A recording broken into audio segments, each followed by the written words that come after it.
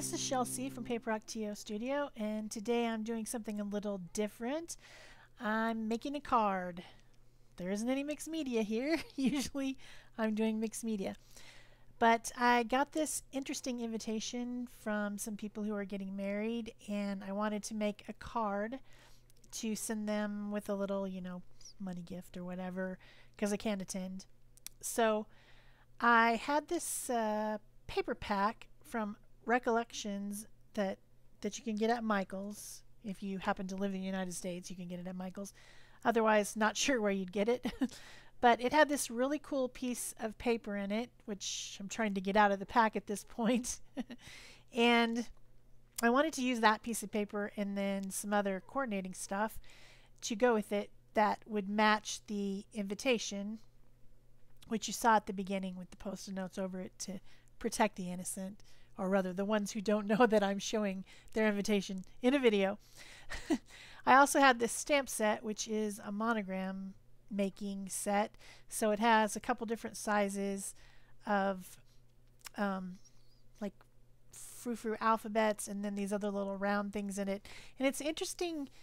It's got these little grooves, and then the stamps have grooves, and then the plate or that round thing have opposite grooves, and they snap into place.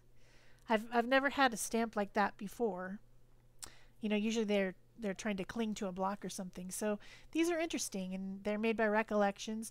I will say that these were given to me. This paper pack and this stamp set was given to me for free. I didn't buy it, but you can buy it at Michael's. So I wanted to make a monogram-ish type thing for the couple with their letter, the first letter of their name. And at first I thought I was going to put it on that round thing, but that didn't work. So then I'm like, what should I? Oh, I get it. I'm supposed to use the plastic plate because the plastic plate has the grooves, and so it works as a stamp mount as well as a storage. So I found the letters and the little ampersand and then some flourish things to put on either end. They kind of look like parentheses, only fancier, sort of. And then I thought, wow, I figured it out. So I gave that a try. And at this point I'm using a little bit of ink from Stampin' Up! Because I wanted a green. The picture on the invitation has a green truck, and then they're wearing green, I don't know, maybe it's Oregon Ducks or maybe it's some professional football, not sure, but they're both wearing green jerseys and then standing in front of this cool green truck in one of the pictures. So I was going with the green and the craft and the cream colors to match the invitation. I don't actually know what color their wedding is, but I'm assuming it must be something like that. So I go ahead and stamp that on some of the paper from the paper pack. Now these paper packs from Recollections are called mixed media paper packs.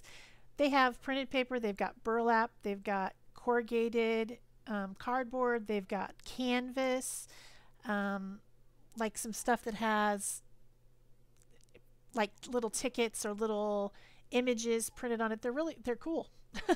And so I do end up using one of the little tickets, as you'll see later.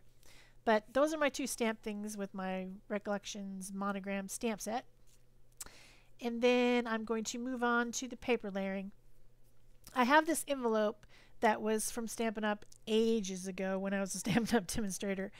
And it's made out of vellum, so it's a little bit see-through, but you can still use it as a mailing envelope. And it's 6 by 6. But then I had this card that came with a little pack of Recollection stuff that was 5 by 5. So I wanted to layer on some more paper to make it 6 by 6 to fit in the envelope. So I'm using that really cool printed cardstock. I can't even describe it. It's got all these really cool colors, and then there's some like, it kind of looks like wallpaper maybe. I don't know. It's really cool. It was like my favorite thing in the whole pack. And so I cut a piece of that and then some dark green cardstock that didn't come in the pack. And I am layering that together with some lace that didn't come in the pack that just happened to be in my stash. And that's going to make enough layer around the edge to make the card be a 6x6 card to fit in the envelope. I hope that makes sense. I don't know what I'm talking about. I never do. But anyway, that's what I'm doing at this point. That's what I'm trying to explain. I'm making a layered thing to go behind the card. Of course, I could have just cut a 6x6 card out of some 12x12 stock or something, but I already had this cool folded card that obviously something that Recollections makes. So then after that's done, I put that aside and I decide to start decorating the card part that is the top layer. And so I'm using some of that really cool printed paper again that looks like, kind of like wallpaper. And I decide to make it more like distressed looking, because you can see the invitation there on the left hand side. It's a photograph, but it looks like it has lace and burlap and punched out flowers with, you know, button centers and layered distressed looking stuff behind the pictures. It's really cool, but I just prefer to make it myself and not have it like come as a picture like that. It looks like a scrapbook layout, actually, like maybe a digital scrapbook layout.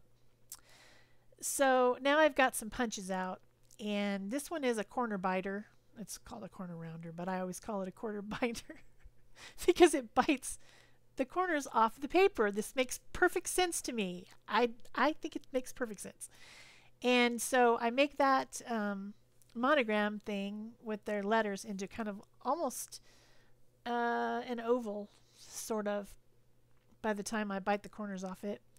And then I've got this torn piece, and I'm putting the rest of the lace that I had left over, because I cut the lace in half, on it. And I think that looks pretty cool. I'm pretty happy with that.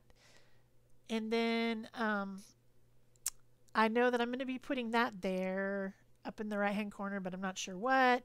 So I've got all these other different things. There's a piece of the corrugated paper that comes in the mixed media packs, and I'm thinking I'm going to use that because it gives a little bit of dimension. And I've got, you know, just this and that. And I just keep auditioning stuff, moving stuff around. This is how I work. I let everything be on my desk, and then I just mix it around and move it around and put stuff on top and take it off, and you know, that's how I roll. So there's a piece of the canvas and a piece of the burlap, and I'm pulling the edges off of them so that they look more I don't know, organic maybe. I'm not sure how you describe it. And I want something that goes under that bottom section, so I'm looking for the other piece of corrugated. Can't find it. Where is it? Oh, there it is. So I think maybe I'm going to tuck it underneath, and then I end up changing my mind on that too. But I just keep moving stuff around and layering it and dumping it off and putting it back on, and you know, that's what I do. Then I remember, oh yes, there's these tickets. Now on that invitation down at the bottom, there is a little ticket that's sticking out that has the date on it, but it looks exactly like these type of tickets, like old-fashioned tickets, you know, to whatever. I mean, I don't know what whatever is, but I decided to cut a couple of those out to see if I can use them in my design. And then on these ones I punch with a little circle so that it looks like an actual, I mean, it really looks like an actual ticket now after you've punched off the edges like that. So I'm trying different ones to see, and I like the green one because it's almost the color of that green burlap. So I like that. And I'm thinking I'm gonna use that one. I don't know. Just messing around. Then I decide I want to put some little, I know I'm going to put flowers on because there's what looks like little die cutter punched out flowers on the invitation. So I know I'm going to have flowers. So I decide I want some grass and leaves or leafy branches or something. So I cut some of that green cardstock, which is in the background, and I punch it with hearts and then cut them in half to make leaves. And I'm thinking I'm going to put them on those stems, but then I never do. I end up putting them on the flowers. Then I punch out some different flowers with different punches that I have there. All these punches are from Stampin' Up! With the exception of the heart, which I think is a Martha Stewart I think I mentioned I used to be a Stampin' Up! Demonstrator. I have a lot of Stampin' Up! Stuff. Like most of my stamps, my punches, any card stocks and things I have, all that stuff is from Stampin' Up! Because it's left over from when I was a demonstrator for over 10 years. So now I've got all my little bits and things I'm thinking I'm going to put on there, and I decide to get out my distress inks and distress everything. Put some ink around it. And I've got my vintage photo, which, you know, that's always a go-to color. And I do that around the edges of the monogram and around the edges of the card itself. Because, you know, you just do. I mean, if you're going to make a vintage looking thing, you just put vintage photo on there. I mean, we've all learned that, right? And I end up putting it on a lot of the other elements as well to make it all blend in together. Because you do. That's just what you do. Even on the corrugated and everything. And then I have a couple other colors of ink that I'm going to use to do around the edges of the flowers. This one is vintage velvet, I think. Something about, yeah, anyway, it's pink. And then the other one is either peeled paint or something with moss. I'm not sure. I don't actually have them in front of me because I'm doing a voiceover at the computer. So they're not in front of me. But I do, you know, do the edges of all of them just to give it a little bit more color variation. And now I think I'm ready to start gluing stuff. I'm using Aleene's glue on this. Nothing fancy. I really appreciate this glue. It's been around a long time, and it just always works for me. So I start with the ticket and the corrugated, and then I put on the canvas and the burlap. And then I start tucking in these little skinny pieces of paper.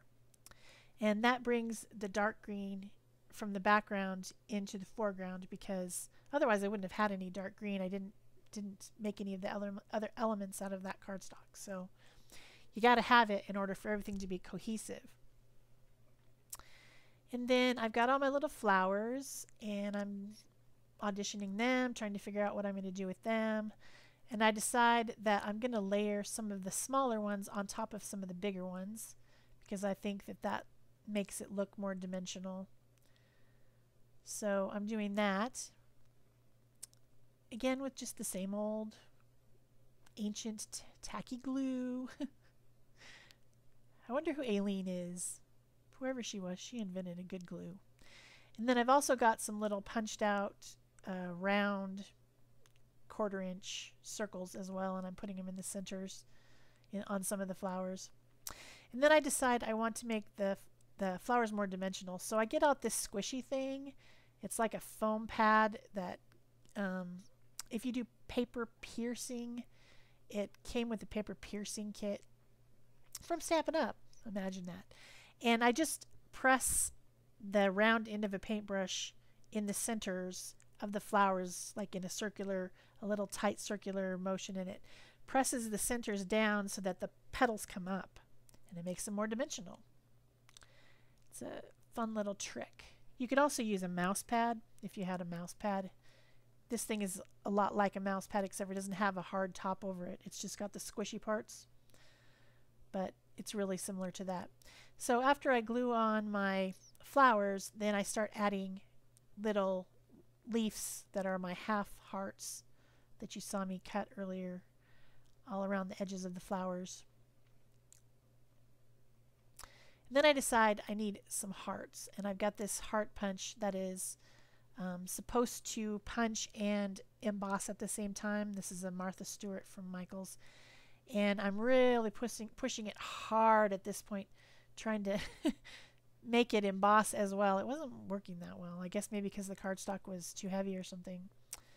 But I do end up with a couple hearts, and I'm going to sponge those with my distress ink. And then I'm getting out the pink again, the velvet, vintage velvet or something like that. Whatever it is, to do the other heart.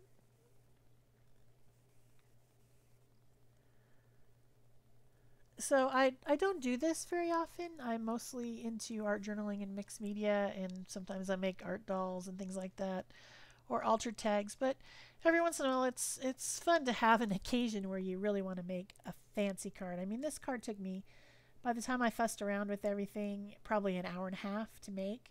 But it's for a special occasion. I mean, I think these people aren't going to get married again. At least I hope they're going to stay married and not get married again. You never know. But I think they'll stay married. So I wanted to make something really special. Now I added some aged copper colored mini brads onto the edges of the monogram there, and then I'm attaching it with foam tape. I don't want to punch all the way through the card and attach it with the mini brads, but I wanted to have some of that metal element on there because it's cool.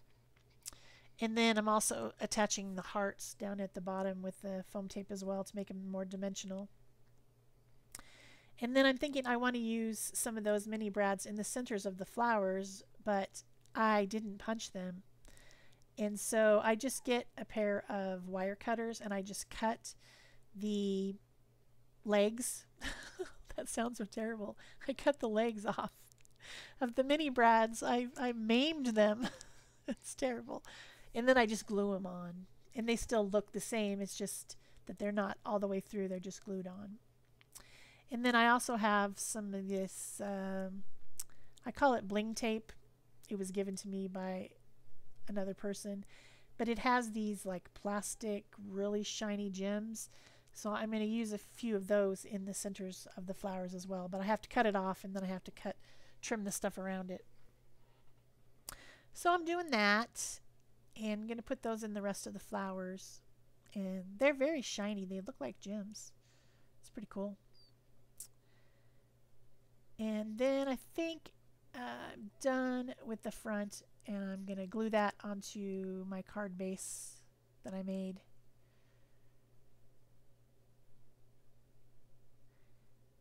And I decide that 4 an even number of those little sprig things is not right. That's just not right. So I add an extra one there.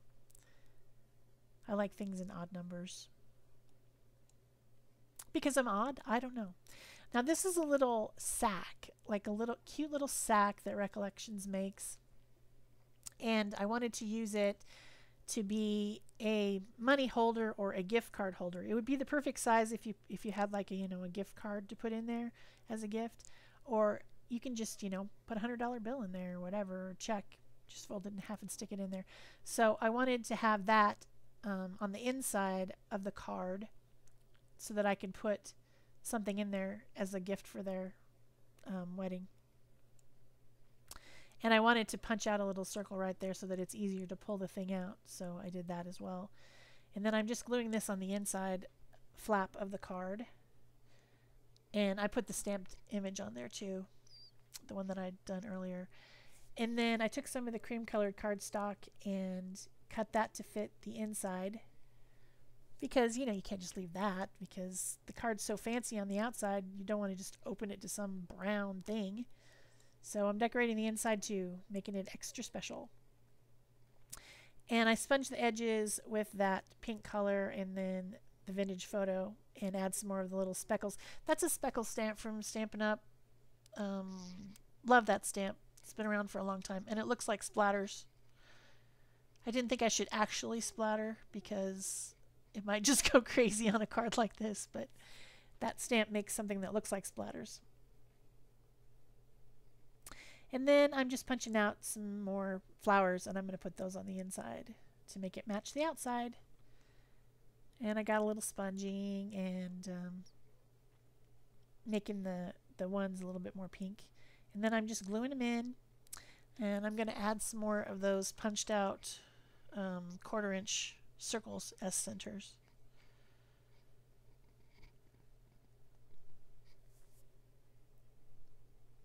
Have to punch some more out of that scrap. I make some of them in the dark green and some of them in the craft color scrap.